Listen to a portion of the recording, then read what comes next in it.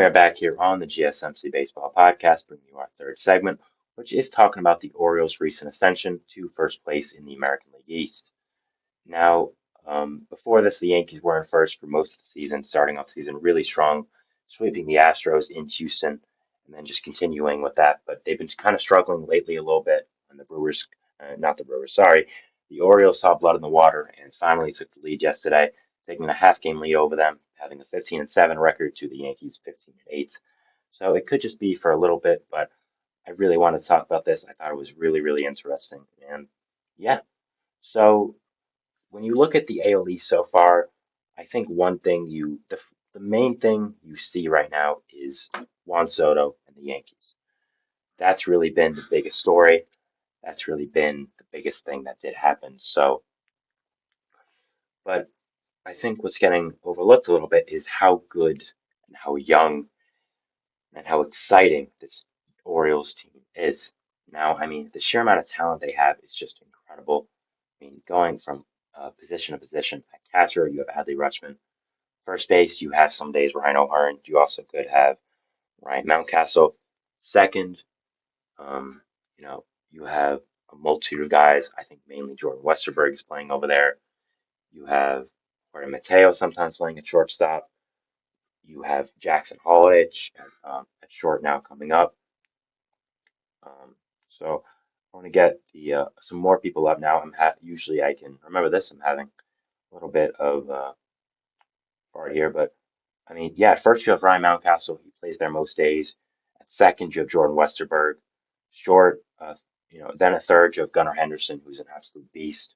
Short you have Jackson Holiday, and then you have Colton Cowser, Cedric Mullins, and Anthony Santos there in the outfield.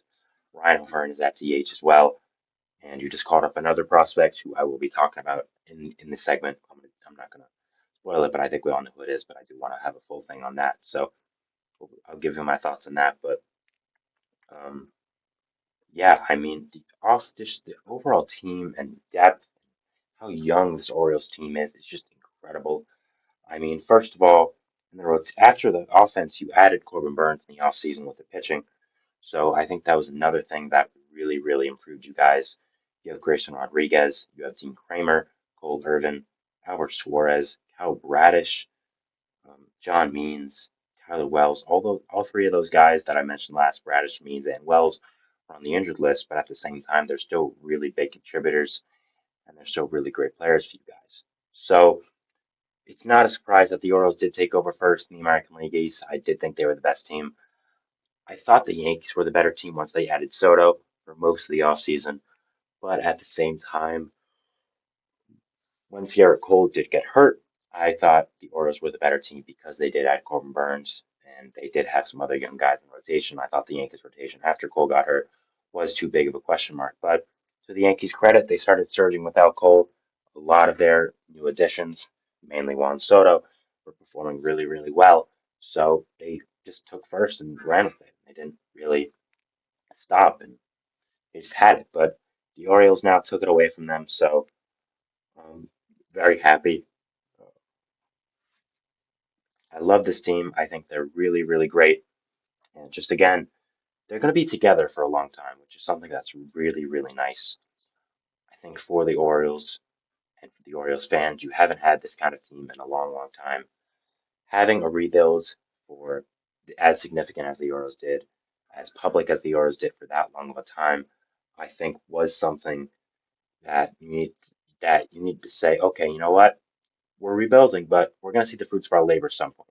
And I think the Orioles, more than any other team who rebuilt in a long, long time, needed to get their prospects to work. They needed to get them up in the big leagues. It needs to be really, really good, and they needed to get them, you know, on a major league level. And I think that they did that, and they passed with flying colors. I mean, first of all, you drafted Adley Rutschman first overall, who has been everything and advertised. Everything is advertised. I mean, he's your franchise catcher. He's one of the best hitters in baseball. I think he's already the best catcher in baseball. He's been up like 2, 3 years already. So that was another great pick. Drafted really well. Some of these guys. I mean, Saxon Holiday was drafted first overall, and he was really good. I think a lot of the other guys you had, including Colton Cowser, were really nice. Gunnar Henderson. But you also traded for guys. You also made some really savvy trades to be able to get parts of your young core. The one big one I think of is Jainer Cano. The Orioles saw an asset in Jorge Lopez, a star closer for them a few years ago, and were like, okay, you know what? We may be a good team with him, but we don't think we're significantly worse without him. We think we know how to develop bullpen arms. We think we can get another Jorge Lopez pretty easily. We think he's kind of excess goods for us. So let's ship him out to any team that wants him. Let's say the Twins. Okay, so Jorge Lopez gets shipped out to the Twins. In exchange, along with a multitude of people, the Orioles got back Yiner Cano. Yiner Cano would become their closer after Felix Bautista would get hurt. He would be the setup man to Felix Bautista, but once he would get hurt, you would have him as your setup man. He would be the star closer for you guys, which would be um, a really big deal for you because your bullpen was not, sorry, not what I wanted to do there. So Yiner Cano would end up being a great player for you guys. He would end up being a really significant piece for your team. So that's another thing the Orioles did. They made savvy trades along with drafting well. And they also got back Gabe Popovich, who was another solid starting pitching prospect in their organization. So I think the Orioles have just done a lot of good things well, a lot of things that you need to do to run a successful organization. I think that the Orioles have succeeded in. And if you told me that a few years ago, I wouldn't have believed you. I mean, it was only a few years ago that they were kind of in the deepest depth of sports hell with a contract like Chris Davis weighing you down. You had to trade your franchise superstar in Manny Machado without winning anything significant. And you also had Zach Britton, who you had to trade. People forget how great Zach Britton was in his prime and how big of a deal that was trading him to the Yankees. So, I mean, it just seemed like the Orioles were nowhere, but they figured out how to get from under that rebuild and get these great players, make great trades, draft really well, sign people really well, and now they're the best team in the American League. They're ahead of the Yankees in the AL East, and you know, last year they won 101 games. Yes, but they lost in the first round of the playoffs. I think a lot of people were expecting that, and that was mainly because of their experience. I mean, no one expected the Orioles to do what they did yet last year, and they did though. So I think a lot of people were skeptical because of the experience they had, and well, I should say the lack of experience they had, and because they were so young. So I didn't expect them to go far. They didn't. Of course, they lost in the first round to Texas. So I mean, it's not that surprising, and it's not something where I said, wow, the number one seed who won 101 games lost in the first round. No, we figured they would. So I kind of looked at last year as kind of a practice run. But I think this year is mainly the year that you're going to see the fruits of your labor. You're going to see you not only make the playoffs, win around 100 games, something like that, but also be competitive in the playoffs. Last year you weren't, simply put, because you were such a young team, because you didn't have experience in the playoffs. So I'm looking forward to watching them this year. I think they could be a really, really great team. I think they can win a lot, and I'm happy for them that they are ahead of the AL East, and I'm happy for the fan base. I mean, it's one of the better fan bases in the league, I'd say. When they are good, that fan base is really, really electric. I've been to Camden Yards multiple times. It's an absolutely beautiful, incredible stadium. So I'm happy that Camden Yards gets some work as well. So yes, overall excited for the Orioles. Happy that the rebuild finally paid off. And another thing they did was they got guys who were thrown away by other teams and they made them really good contributors. I mean, Ryan O'Hearn is the first guy that comes to mind. I mean, this is a guy who was a throwaway by the Royals, traded to you for nothing, and then you make him into a really great starting DH for you, who was one of the big reasons your offense was as elite as it was last year. So that was another great thing they did. Just the organization is fully revamped and just done a really, really great job of finding these guys, making savvy trades, just having savvy moves. So yeah, just a great job by them. And yeah, this organization really, really has turned it around. So congrats to them. Overall, with the AL East outlook, I just did want to say that I do think the Orioles are the best team in that AL East.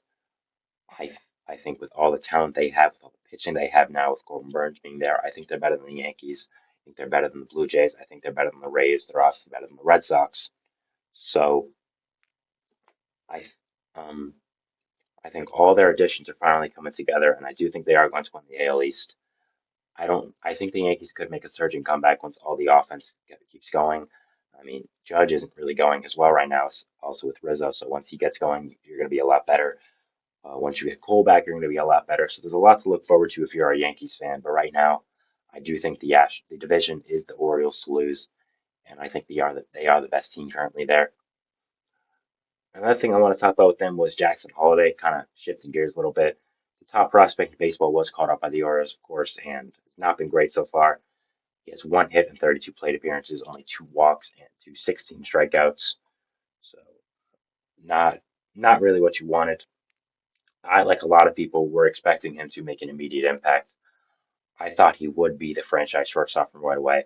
Of course, he is their franchise shortstop. There's no real debate about that. I mean, he is the guy.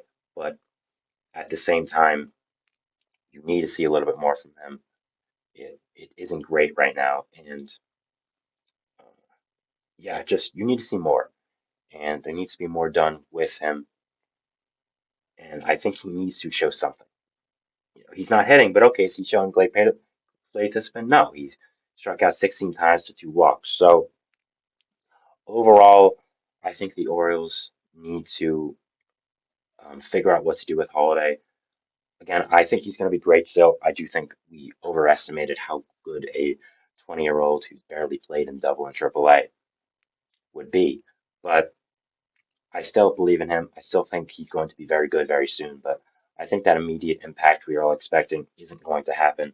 And it's kind of unfortunate, but what are you going to do about it, right? So just hoping he can improve in the future and just hoping he can do really, really well. So be watching him and seeing what does happen with him. The next person I wanted to talk about for the Orioles was kind of related to Jackson Holiday. It is a top prospect being called up. Heston Kjerstad was finally called up by the Orioles, former second overall pick, a guy who's kind of been rotting in AAA. He's had really no spot. He's really had no spot there, but this is a guy with tremendous lefty power, 24 years old already. Again, he's an older prospect because he's been in AAA for so long. So just because they didn't have room because they had so much great hitting talent. So I'm really excited to watch Kjerstad, a beautiful lefty swing, light tower power, as they say, good discipline.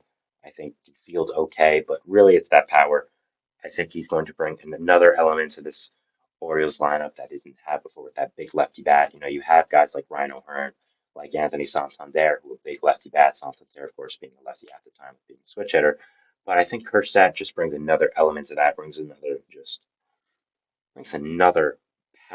big power bat to them. So I'm watching him.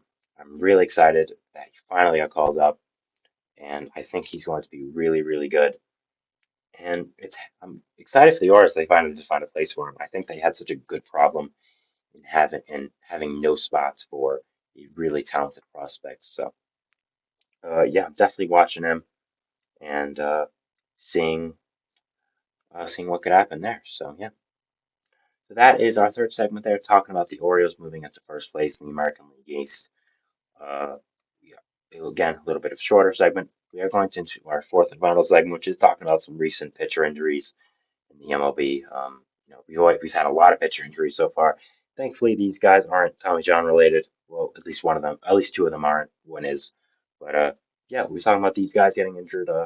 Pitchers getting injured. So yeah, we'll talk about that, and we'll see you after the break. So thanks and bye.